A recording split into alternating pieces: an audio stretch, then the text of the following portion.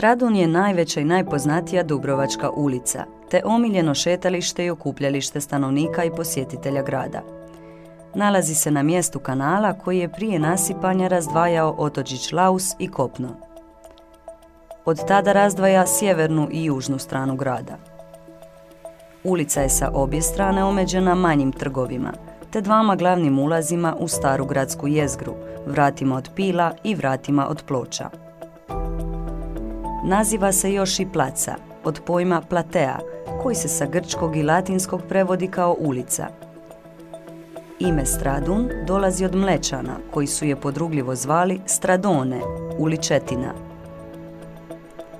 Na Stradunu su se nalazili svi važniji objekti Dubrovačke republike, palača Sponza, dvije Onofrijeve česme, ljekarna u Franjevačkom samostanu, crkva Svetoga Vlaha, spomenik Orlandu i drugi.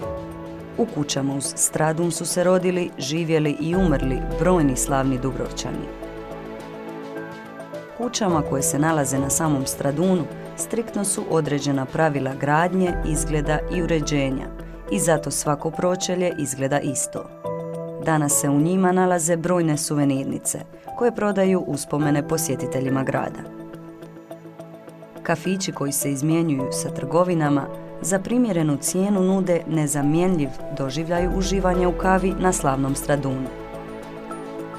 Od uređenja Straduna kakvog poznajemo danas, on je važan dio života grada.